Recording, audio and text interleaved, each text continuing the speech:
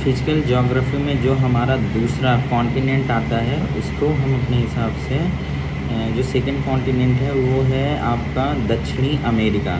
तो दक्षिणी अमेरिका में अगर विस्तृत तौर पे देखा जाए तो टोटल 13 देश आते हैं, जिसमें से 12 स्वतंत्र देश हैं और जो एक देश है वो अभी भी फ्रेंच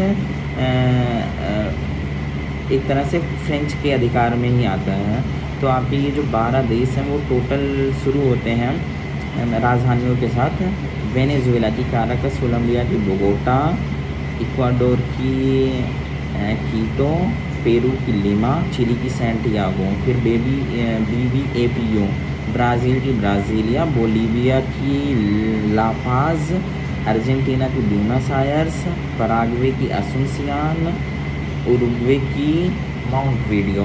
फिर आपके जो ऊपर के 3 देश आते हैं वो हैं गियाना, जॉर्ज टाउन, सूरीनाम का पैरामारिबो, और जो 13th आपका आता है फ्रेंच वाला, फ्रेंच गियाना, जिसकी राजधानी है कायन।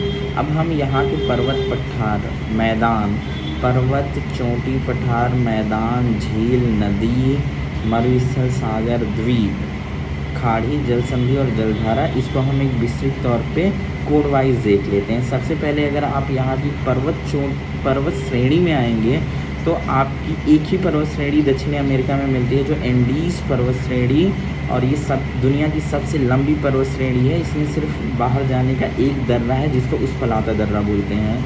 दूसरा है पर्वत चोटियाँ, AOCK, माउंट एंक्वागुआ, ओजाह जल सलागो जो ज्वालामुखी से बना है दूसरा, और तीसरा है चिम्बोराजी, चौथा है कोटोपैक्सी।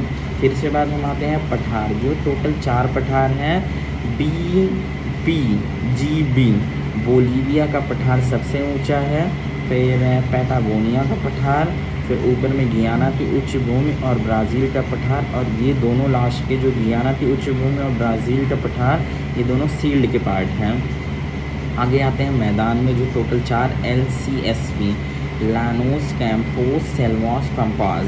फिर इसके आते हैं झील, जो यहाँ पे 3 झीलें होती हैं, TPM, टिटिकाका झील, पोपो झील, मैराकाइबो झील। फिर हम आगे आते हैं नदियों में, जहाँ पे 2 नदियाँ मेन बहती हैं। तो अमेज़न AR कोड है, अमेज़न की नदी, जिसमें 1100 सहायक नदियाँ हैं, जिसमें सबसे ज़्यादा पानी होता है। और दूसरी नदी है रियो दा प्लाता नदी, जो 3 नदियों को मिलाकर बनाती है PPU, पराग्वे, पराना और उरुग्वे, ये 3 नदियाँ मिलाकर रियो दा प्लाटा नदी बनाती हैं। इसके बाद आपका आता है मरुस्थल। अब मरुस्थल जो हमारे यहाँ पे देखने मिलता है वो 2 मरुस्थल है, पापी पैटागोनिया का मरुस्थल और अटकामा का मरुस्थल। और आपको जो यहाँ पे सागर देखने मिलता है तो CASP, कैरेबियन सागर, अटलांटिक महासागर, साउथर्न ओशियन, और जो आपका पश्चिम में आता है वो है प्रशांत महासागर। फिर हम इससे आगे बढ़ते हैं, ये सागर द्वीप, यहाँ पे जो टोटल 4 द्वीप आते हैं, TGTF,